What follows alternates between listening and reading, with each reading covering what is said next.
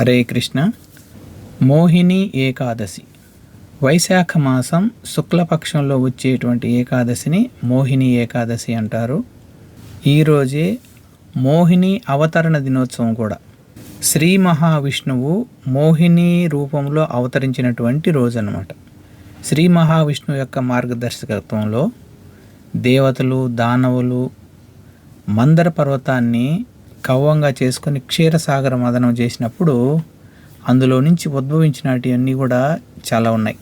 మొట్టమొదట హాలాహలం ఉద్భవించింది. అందరూ వెళ్ళి శివభగవాను వేడుకున్నప్పుడు ఆయన దాన్ని స్వీకరిస్తారు. తర్వాత కామధేను వస్తుంది. ఆ కామధేనువు కోరిన కోరికలన్నీ ఇచ్చేటువంటి పవిత్రమైనటువంటి గోవు అన్నమాట. తర్వాత ఉచ్చైశ్రవం అనేది వస్తుంది. అది తెల్లని రంగులో ఉండేటువంటి ఒక అద్భుతమైనటువంటి గుర్రం. తర్వాత ఐరావతం వస్తుంది. అది ఇంద్రుని యొక్క వాహనం అన్నమాట, తెల్లని ఏనుగు. తర్వాత కౌస్తుభమణి వస్తుంది. అది వచ్చి శ్రీ మహావిష్ణువు యొక్క వక్షస్థలం పైన అలంకరించబడి ఉంటుంది. తర్వాత కల్పవృక్షం వస్తుంది. అది స్వర్గలోకంలో దేవతల కోసం ఉంచబడింది. తర్వాత అనేక కోట్ల మంది అప్సరసలు వస్తారు. అయితే వాళ్ళని ఎవరు స్వీకరించరు. తర్వాత మహాలక్ష్మి వస్తుంది. ఆమె శ్రీ మహావిష్ణువుని వరిస్తుంది. తర్వాత వారిని వస్తుంది. తర్వాత ఫైనల్గా, అంటే ప్రతి ఒక్కటి చెప్పే అంత టైం లేదు కాబట్టి మనకు, తర్వాత ఫైనల్గా ధన్వంతరి అవతార రూపంలో ఆయన అమృతాన్ని తీసుకొని వస్తారు పైకి. ఎప్పుడైతే ఆయన ఈ అమృతాన్ని తీసుకొని వస్తారో ఈ అమృత కలశాన్ని అసురులు లాక్కొని వెళ్ళిపోతారు. అయితే వాళ్లకు పోటీ ఏర్పడుతుంది, ఎవరు ముందు దాగాలని. యథార్థంగా దేవతలు అసురులు ఇద్దరూ కలిసి చిలికినప్పుడు ఇద్దరూ సరిసమానంగా పంచుకోవాలి. కానీ కుట్రబుద్ధితో ఈ అసురులు ఏం చేస్తారు, అది లాక్కొని వెళ్ళిపోతారు. వెంటనే దేవతలందరూ శ్రీ మహావిష్ణువు ప్రార్థించినప్పుడు ఆయన ఒక అద్భుతమైనటువంటి శ్రీమూర్తి, ఈ ప్రపంచంలో ఆమె కంటే అందమైన వాళ్ళు ఇంకొకరు ఉండరు, అంత సృష్టి మొత్తాన్ని ఆకర్షించే అంత విధంగా అంత అందమైనటువంటి మోహిని రూపాన్ని ధరిస్తారన్నమాట. మోహిని అవతారానికి జై. ఎప్పుడైతే ఈ మోహిని రాక్షసుల దగ్గరికి వెళ్తుందో, అసురుల దగ్గరికి, ఆమెను చూసిన వెంటనే వాళ్ళని మర్చిపోతారు. నేరుగా తీసుకువచ్చి ఆ అమృత కలశాన్ని ఈమె చేతిలో పెట్టేసి మీరే మాకు అందరికి పంచండి అంటారు. అప్పుడు ఆమె అంటుంది, నేను ఎవరో మీకు తెలీదు, కైనా మీరు తీసుకొచ్చి నాకు ఇస్తున్నారు, నేను నాకు తోచిన విధంగా నేను పంచుతా, నన్నెవరు అబ్జెక్షన్ చెప్పకూడదు, అలా అయితేనే పంచుతా, లేకపోతే మీ ఇష్టం, మీరే పంచుకోండి అంటమాట. ఆ సమయంలో వాళ్ళందరూ ఎంత మోహానికి గురయ్యారంటే ప్రతి ఒక్కడు నన్నే మోహిస్తూ ఉండాలి, నేను కానీ వ్యతిరేకం ఇస్తే నా నుంచి దూరం అయిపోతుందేమో, ఎట్లయినా ఈమెను దక్కించుకోవాలా, ఈమె యొక్క ప్రేమను పొందాలనే ఉద్దేశంతో అందరూ కూడా మేమేం లేదు, నీ ఇష్టం వచ్చినట్లు నువ్వు పంచవచ్చు, మనం నో అబ్జెక్షన్ అంటారనమాట. అప్పుడు దేవతలందరినీ ఒక వరుసలో, అదేవిధంగా రాక్షసులందరినీ ఒక వరుసలో ఉంచేసి మొట్టమొదట దేవతలందరికీ పంచుకుంటూ వచ్చేస్తుంది అనమాట. ఈ టైంలో ఇద్దరు రాక్షసులు ఏం చేస్తారంటే దేవతల రూపాలు ధరించి ఆ లైన్లో లాస్ట్లో కూర్చుంటారు. ఎప్పుడైతే వాళ్ళు కూడా దేవతలు అనుకొని వాళ్ళు దోసిట్లు అట్లా పోస్తాని వాళ్ళు నోట్లో వేసుకున్న వెంటనే వీళ్ళు దేవతలు కాదనే ఉద్దేశంతో సూర్యచంద్రుల యొక్క విన్నపం ప్రకారము వాళ్ళిద్దరి తలలు వెంటనే కట్ చేస్తారు. అవి గొంతు దాటి కిందికి పోకతల కింద కట్ అయిపోతుంది. వాళ్ళే రాహువు, కేతువు. గొంతు వరకు అమృతం ఉంది కాబట్టి ఆ తల బతికే ఉంటుంది. వాళ్ళ ద్వారానే ఇప్పుడు సూర్యగ్రహణము, చంద్రగ్రహణం అనేది వస్తూ ఉంటుంది.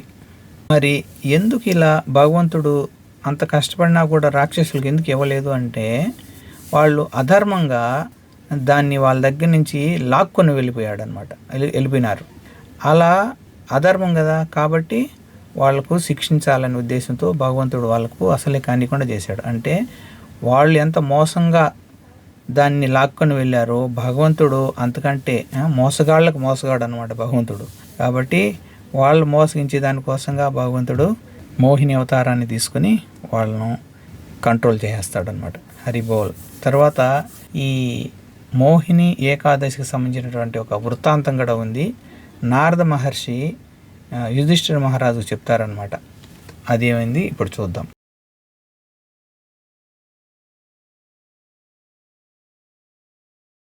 ఈ మోహిని ఏకాదశి వృత్తాంతం గురించి నారద మహర్షి యుధిష్ఠిర మహారాజుకు చెప్తారనమాట.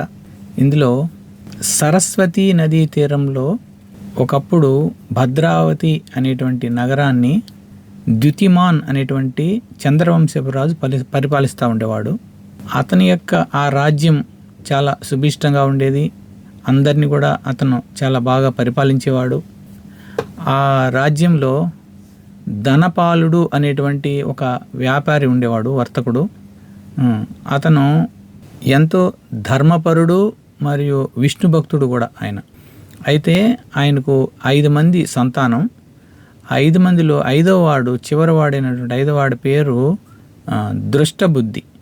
ఈ పేరు తగ్గట్టుగానే ఇతను అనేక రకాలైనటువంటి వ్యసనాలకు లోనయ్యి తండ్రి సంపాదించినటువంటి ఆస్తిని అంతా దుర్వినియోగం చేస్తూ రకరకాల చెడు అలవాట్లకు లోనైన దానివల్ల ఏం చేస్తాడంటే ఇతన్ని ఆ ఇంట్లో నుంచి బయటికి పంపించేస్తారన్నమాట, గెంటేస్తారు బయటికి.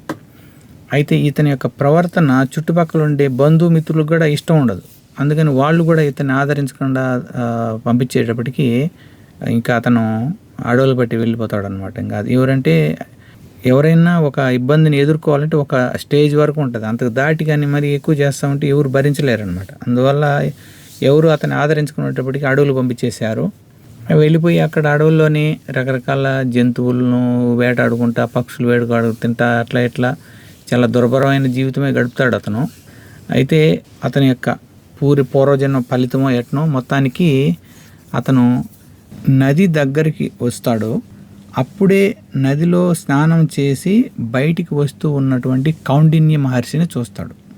ఆయన యొక్క పాదాల మీద పడి ఆయన్ను నమస్కారం చేసి అతని యొక్క బాధలు చెప్పుకుంటాడు. అప్పుడు ఆయన ఇతని యొక్క పరిస్థితిని గమనించి అతనికి ఈ మోహిని ఏకాదశి యొక్క వ్రత మహత్యాన్ని చెప్పి అది ఎలా ఆచరించాలో కూడా చెప్పి దాన్ని ఆచరించు, నీకు శుభం కలుగుతుంది అని చెప్తారన్నమాట. దాన్ని ఎంతో భక్తి శ్రద్ధలతో అతను ఉపవాసం ఉండి వైశాఖ మాసం శుక్లపక్షం ఏకాదశి రోజు అంటే మోహిని ఏకాదశి వ్రతాన్ని అతను ఆచరిస్తాడు బాగా. దాని ఫలితంగా అతని యొక్క పాపాలన్నీ కూడా నశించిపోయేసి పవిత్రుడవుతాడు. దాని ఫలితంగా అతను తర్వాత భగవద్ధామాన్ని కూడా చేరుకుంటాడట. ఈ వ్రతాన్ని పాటించడం వల్ల ఎలాంటి విశేషమైన ఫలితాలు ఉంటాయో చూద్దాం. ఈ ఏకాదశిని ఎవరైతే భక్తి శ్రద్ధలతో పాటిస్తారో వాళ్లకు అన్ని రకాల పాపాల నుంచి కూడా విముక్తి కలుగుతుందట. ఈ విషయాన్ని స్కంద పురాణం చెప్తా ఉంది. ఈ జన్మలో ఉండే పాపాలే కాకుండా పూర్వజన్మలో ఉండేటువంటి పాపాలను కూడా నశింపజేస్తుందట. అంత గొప్పదంట ఈ మోహిని ఏకాదశి. తర్వాత మోక్ష ప్రాప్తి. మనం ఎంత శుద్ధ భక్తితో చేసుకుంటామో, భగవంతుడి మీద అచంచలమైనటువంటి భక్తితో చేసుకుంటామో, అలా గొప్ప భక్తితో ప్రేమ భక్తితో కానీ చేసుకోగలిగితే ఈ ఏకాదశి మోక్షాన్ని కూడా ప్రసాదిస్తుందట. అంతేకాకుండా పుణ్యకర్మలు కొంతమంది చేస్తారు కదా, దానివల్ల పుణ్యకర్మలు వచ్చి స్వర్గ సుఖాలు పొందొచ్చు అని ఉండేవాళ్ళు కానీ ఇలా కొంతమంది అలా వాళ్ళు ఉంటారు కదా. అలా ఉండేవాళ్లకు ఇది ఎవరైతే దీన్ని పాటిస్తారో వాళ్లకు 1000 గోవులు దానం చేసినటువంటి ఫలితాన్ని వస్తుందట. అంటే ఈ ఏకాదశిని ఎంతో భక్తి శ్రద్ధలతో శుద్ధంగా పాటిస్తే వాళ్లకు 1000 గోవులు దానం చేసినటువంటి ఫలితం కూడా వస్తుందట. అదేవిధంగా ఈ ఏకాదశిని శ్రీరామచంద్రుడు కూడా పాటించాడట. ఎప్పుడు సీతాదేవిని వెతికే క్రమంలో శ్రీరాముడు కూడా వశిష్ఠ మహర్షి సూచన ప్రకారము ఈ మోహిని ఏకాదశి వ్రతాన్ని ఆచరించి తర్వాత విజయం సాధించారు అని కూడా చెప్తారట. మరి ఈ ఏకాదశిని ఎలా పాటించాలి అంటే ఏకాదశి వ్రతాలను పాటించడానికి సహజంగా అయితే నీళ్లు లేకుండా ఉపవాసం ఉండాలి. అలా ఒకవేళ నీళ్లు తీసుకొని ఉండలేకపోతే పాలు పండ్లు తీసుకొని ఉండొచ్చు. అలా పాలు పండ్లు కూడా తీసుకొని ఉండలేకపోతే తర్వాత బంగాళదుంపలు కానీ ఇలాంటి నెయ్యిలో వేయించుకునే ధాన్యాలు ఎటువంటి పరిస్థితుల్లో కూడా ఏకాదశి రోజు టచ్ చేయకూడదు, వాడకూడదు అనమాట. కాబట్టి అలా సాబుదానాతో కానీ ఇలా చేసుకొని తీసుకోవచ్చు. అయితే కొంతమంది ఇప్పుడు పిల్లలకు కానీ ముసలి వాళ్ళకి కానీ, రోగులుగా ఉండే వాళ్ళకి కానీ ఇది ఎగ్జామ్షన్ ఉంటుందంటారు. కాబట్టి ఆరోగ్యంగా ఉండే వాళ్ళందరూ కూడా తప్పనిసరిగా పాటించి తీరాలి. మరి భగవంతుడికి పూజ ఎలా చేయాలి? సహజంగా అన్ని ఏకాదశులు కూడా విష్ణు భగవానుని యొక్క ప్రీత్యర్థం చేయాలన్నమాట. ఎక్కువగా భగవంతుని యొక్క నామస్మరణ చేయాలి. మంచి పూలతో భగవంతుడికి అభిషేకం చేయాలి. పూలాభిషేకం, పూలతో అలంకరించాలి. తర్వాత విష్ణు సహస్రనామం లాంటి పారాయణం చేయాలి. ప్రతిరోజు హరే కృష్ణ కృష్ణ కృష్ణ హరే హరే, హరే రామ రామ రామ హరే హరే అని మనము హరినామ సంకీర్తన చేస్తున్నాం కదా. ప్రతిరోజు 16 మాలలు చేస్తూ ఉంటాం కదా. ఈ ఏకాదశి రోజు మాత్రము ఇంకా ఎక్కువ మాలలు చేయడానికి మనం ప్రయత్నం చేయాలి. భగవంతుని గురించి ఆయన లీలా కథలు అన్నీ కూడా వినాలి. మనం భక్తుల సాంగత్యం కలిగి ఉండాలి. విశేషంగా అందరినీ కలుపుకొని అందరితో కలిసి చేసే విధంగా మనం ప్రయత్నం చేయాలన్నమాట. ఇవి పూజా విధానం. ఒక గురువు యొక్క నిర్దేశంలో చేస్తే ఇంకా శ్రేష్టం. అంతేకాకుండా దాన ధర్మాలు కూడా చేయాలన్నమాట. మనకు శ్రీమద్ భాగవతంలో కూడా చెప్తారు, శరీరం అనేది మనము స్నానం చేసినప్పుడు శుద్ధిపడుతుంది. ఏదైనా పాత్రలు అనేటివి మనం తోమినప్పుడు శుద్ధిపడతాయి. అదేవిధంగా మన ఇల్లు కూడా మనము శుద్ధంగా ఊడ్చుకున్నప్పుడు శుద్ధిపడుతుంది. అదేవిధంగా సరైనటువంటి దానం చేసిన దానివల్ల మన యొక్క సంపద శుద్ధిపడుతుంది. మనం సరైన దానం చేయకుండా ఉన్న దానివల్లనే ఎంతో సంపాదిస్తూ ఉండాను కానీ నిలబడడం లేదు అంటే మనం సరైనటువంటి దానం చేయట్లేదు అని అర్థం. కాబట్టి మనం గోవులకు, బ్రాహ్మణులకు ఇట్లా భగవంతుడి యొక్క సేవ కోసం ఎప్పుడైతే ఇలా మనము ఏకాదశి వ్రతాలు లాంటి వాటికి కానీ ఇలా మనం ఎప్పుడైతే స్పాన్సర్ చేస్తూ మనం దాన ధర్మాలు చేస్తామో అప్పుడు ఎంతో ఎక్కువ ఫలితం ఉంటుందన్నమాట.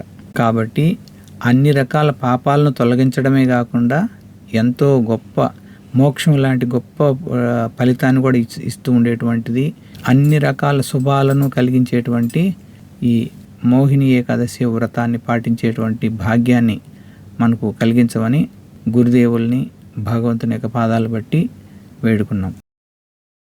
హరే కృష్ణ కృష్ణ కృష్ణ హరే హరే, హరే రామ రామ రామ హరే హరే. జగద్గురు శ్రీల ప్రభుపాదకి జై. అనంతకోటి వైష్ణవ భక్త బృందకి జై. శ్రీ హరినామ సంకీర్తన మహాయజ్ఞకి జై. నితాయ్ గౌర్ ప్రేమానందే. హరి హరి బోల్. హరే కృష్ణ.